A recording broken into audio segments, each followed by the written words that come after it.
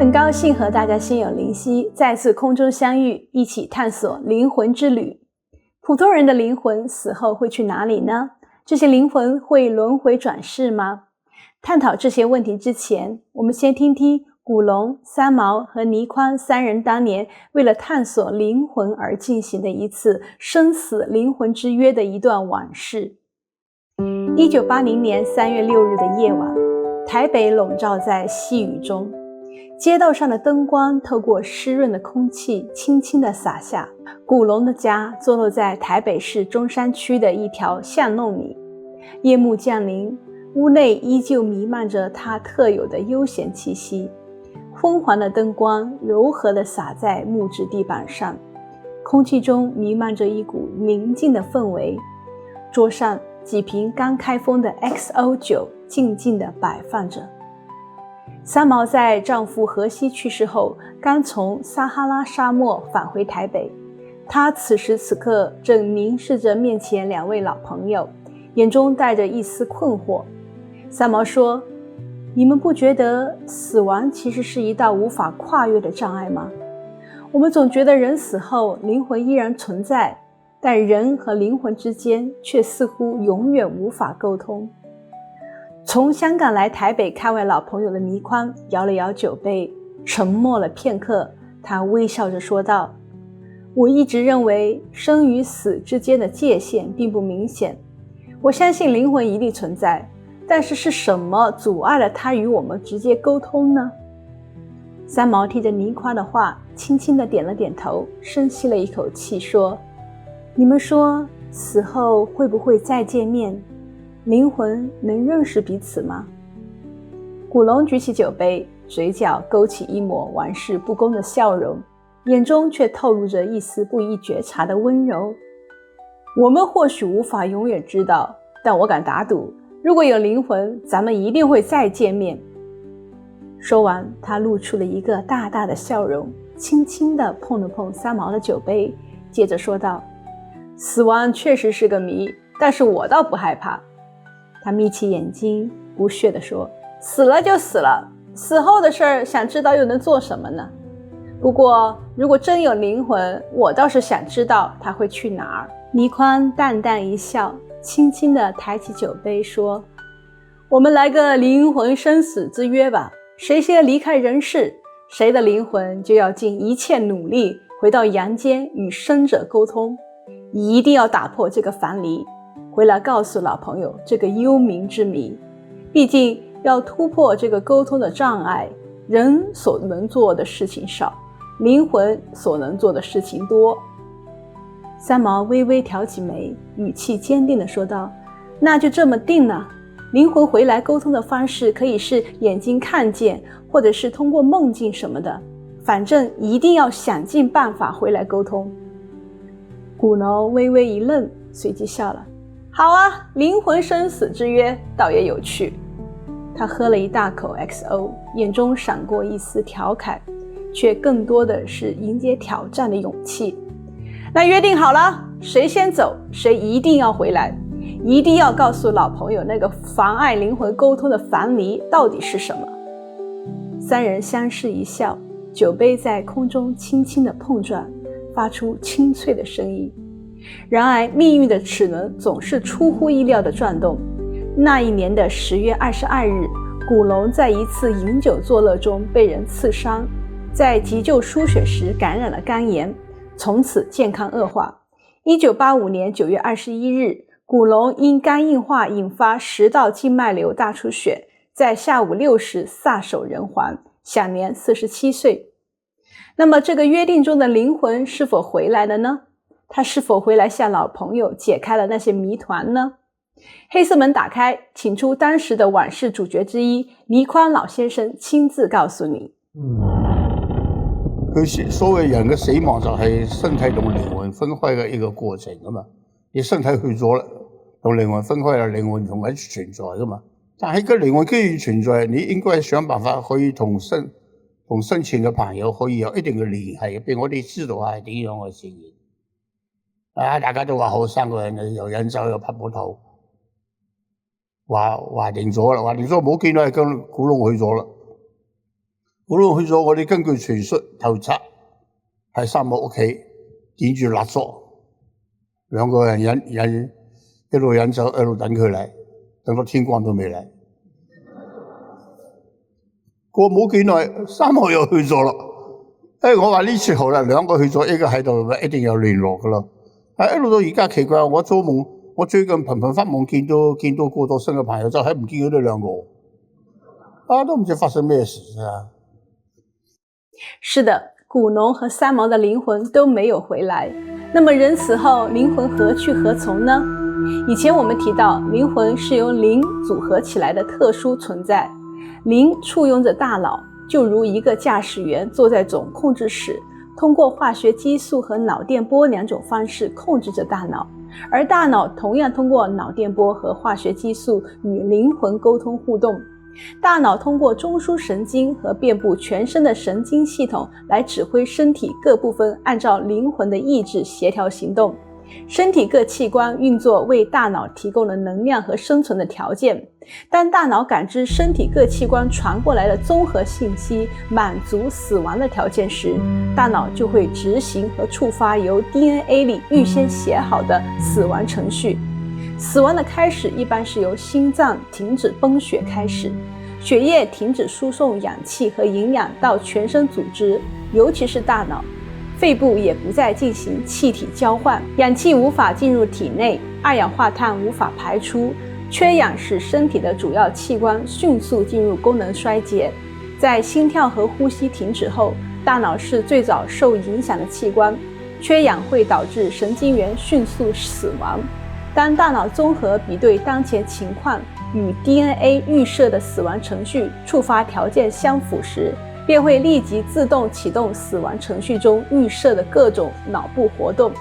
一方面，預設的死亡程序會啟動細胞的自我毀滅機制。大腦缺氧後，神經元會因能量供應不足而失控，釋放神經化學物質，如谷氨酸。這會導致過度興奮的神經元進入興奮性毒性狀態，加速細胞損傷和死亡。而且興奮性毒會引起大量鈣離子湧入細胞，導致代謝紊亂和細胞膜破裂，進而加速細胞的死亡。另一方面，當綜合比對當前情況符合死亡條件時，大腦會自動釋放神經化學物質，如大量的內啡肽和多巴胺這兩種興奮劑來安撫靈魂，緩解靈魂的疼痛和恐懼。這時的靈魂會感到異常的平靜，甚至是愉悅。但是由於靈魂是沒有死亡概念的，也沒有預設死亡的程序，靈魂是不知道接下來會發生什麼事，只有靜靜地等待着大腦的安排。枕葉位於大腦的靠後部分，枕葉的視覺皮層離眼睛最遠，卻是連接眼睛的核心部位。靈魂是通過這裡的神經系統感知光線、形狀、顏色等視覺效果的。在死亡前，視覺皮層的神經元會過度高度興奮而釋放異常的強烈腦電波，傳遞特別的臨死視覺信號給靈魂。這時的靈魂會感知隧道和亮光，這是大腦發給靈魂的撤離信號。隧道和亮光就如飛機場上的跑道指示燈，指引靈魂離開的方向。海馬體位於大腦左右顳葉深處，海馬體的功能是負責記憶形成和儲存。海馬體的記憶是無數的零碎片段記憶，就如社交媒體上的30秒短片，就是符合大腦最接受的方式。片段記憶使靈魂感覺到的，不是活了一輩子，也不是活了幾年、幾月、幾日，而是活了一些片段。臨死前，海馬體會激活大規模的記憶網絡，異常激烈的腦電波使靈魂與海馬體脫離。在撕裂分離的過程中，每一個人生的記憶片段都要被觸動一次，形成了快速的人生回放。這是靈魂離開大腦的激烈反應，也是大腦對靈魂的最後告別，訴說回味這一生的共同經歷。與大腦分離中的靈魂，這時也會聽到聲音響起，如嗡嗡聲或者音樂。具體是什麼聲音，由位於大腦下方的腦幹神經與靈魂撕裂分離的觸發情況而定。灵魂可能会听到优美的交响乐，又或者是听到杂乱的敲盘子声。无论是什么声音，都是大脑对灵魂的最后告别之声。在大脑和灵魂分离的瞬间，大脑将有限的能量集中执行死亡程序，预设各个步骤。这时候的大脑灵气会在消失前有一个巨大的爆发，会吸引到一些有灵犀的闪灵汇入。这些闪灵可能是该灵魂的父亲、母亲，或者是兄弟姐妹等相关通灵的闪灵，他们会在那一瞬间相互沟通、问候告别。这一切只发生在瞬间极短的时间内，但对于灵魂来说，它感觉在一段不短的时间里经历着与大脑分离的过程。灵魂会慢慢地飘离身体，并俯视看见自己的身体。临死的灵魂转暂有一种通感的能力，能感受到相关在人间的灵魂的思想、语言、情绪等等。如果是在医院里脱离身体或即将脱离身体的灵魂，尽管失去了身体的视觉、听觉、感官器官的连接，但也是可以感知医生和亲人的思想和言语的。在西安的一家医院的病房里，医生拔掉了输液和各种仪器连着何先生父亲的线。医生告诉何先生一家，何父亲过不了今晚了。当时何父亲已经昏迷，只有一丝微弱的呼吸。何妈妈静静地陪伴了上半夜，轮到了何先生陪下半夜时，何先生听着父亲那挣扎的喘息，感到很难过，忍着眼泪在眼睛中打转，对父亲说：爸爸，我看到你这样辛苦，你不要放心不下，我们会好好照顾自己和妈妈的。我已经长大了，你不要再担心了。如果你觉得难受，就走吧。何先生话音刚落，何爸爸就停止了呼吸，与世长辞了。灵魂不需要依赖视觉、听觉、触觉等神经，也可以听到声音，感知别人心理活动。这是灵魂在临死前和死亡后一段时间内特有的一种能力。如果大脑在执行死亡程序后的4到6分钟内，人被抢救回来了，心脏恢复了向大脑供氧，大脑灵气恢复，灵魂还是可以回到大脑的。当大脑彻底死亡后，灵气会在7天内消失殆尽。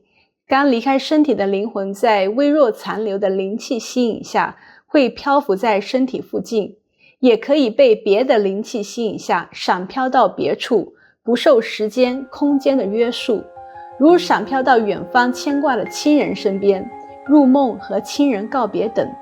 这时的灵魂也会闪飘到有眷恋之情的地方去看一看，如自己的家、以前的老家、有深厚感情的姥姥家等等。秦先生是一位退休老职工，家住湖南湘潭市先锋街道。一天晚上，他梦见了一位老人和他下棋聊天，相聚甚欢。早上起来，虽然聊天的内容完全不记得了，但那愉快的感觉一直在心头。秦先生和老伴谈起昨晚的梦，怎么也想不起那位陌生的老先生是谁。这个谜团在平静的退休生活中困惑了秦先生老一段日子。一个傍晚，秦先生正在看电视新闻，画面中出现了一列火车突然撞开了老先生的迷雾。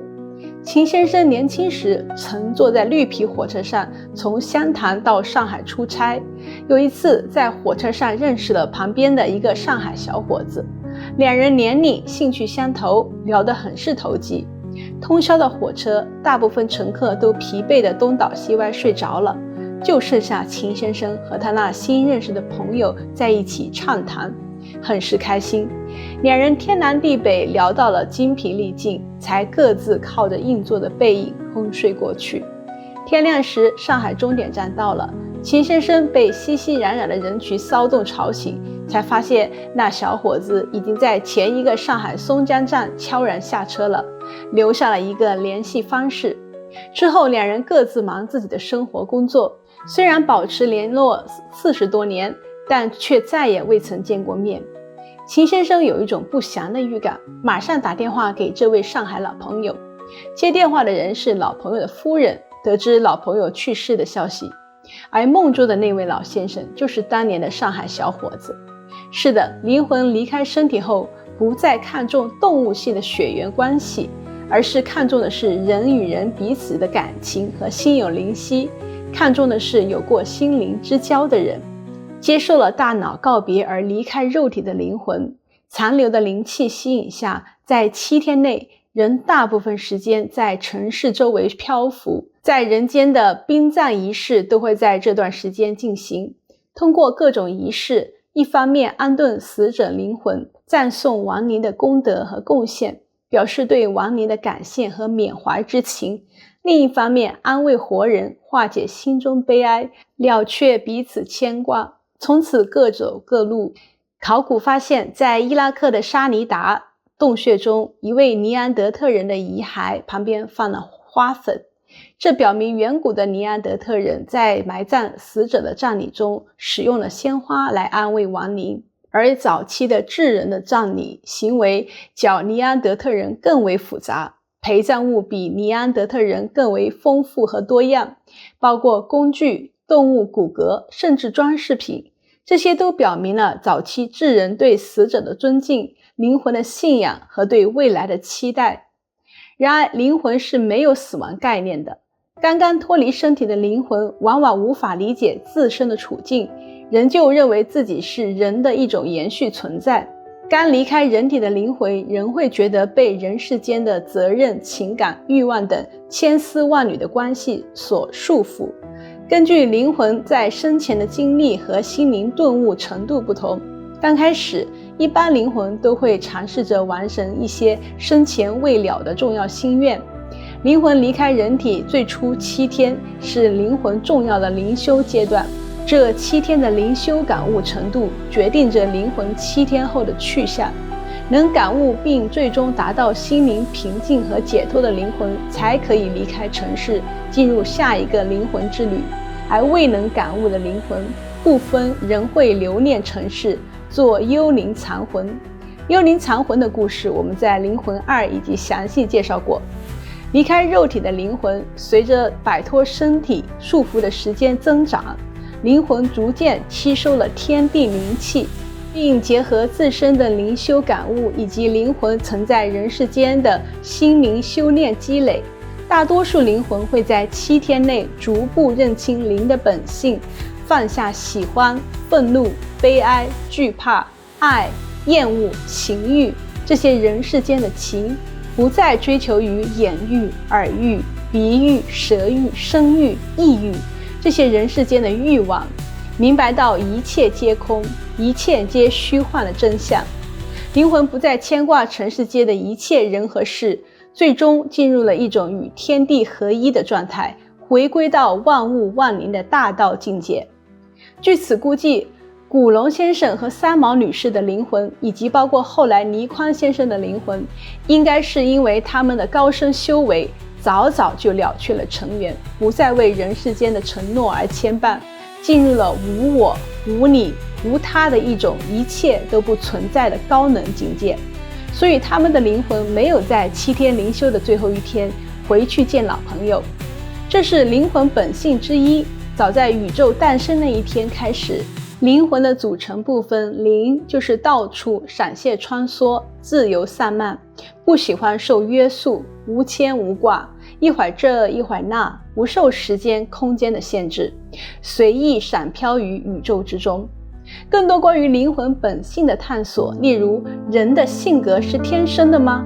为什么世界上有杀人狂魔？为什么莫扎特5岁会作曲？天才与白痴的灵魂有什么不一样？等等，我们会在之后的灵魂节目中陆陆续续探讨。时间飞逝，转眼就到了节目结束的尾声。回首这一集，我们聊了灵魂离开身体的过程和死亡后7天灵魂活动情况。那么灵魂在7天后会去哪里呢？灵魂接下来的命运是怎样的呢？会不会如早期智人期待的一样，有来世在等待着亡灵呢？灵魂的故事博大精深，短短1集的节目难以描述太多内容。我们下集继续，制作不易，真诚不减。希望各位留言、点赞、订阅我们的频道，期待大家分享更多平时关于灵魂的故事和亲身经历，可以发邮件给我。邮件地址在频道的介绍里。再次衷心感谢大家的心灵陪伴，让我们一起携手走完日后这一段灵魂探索之旅。我们下期再见。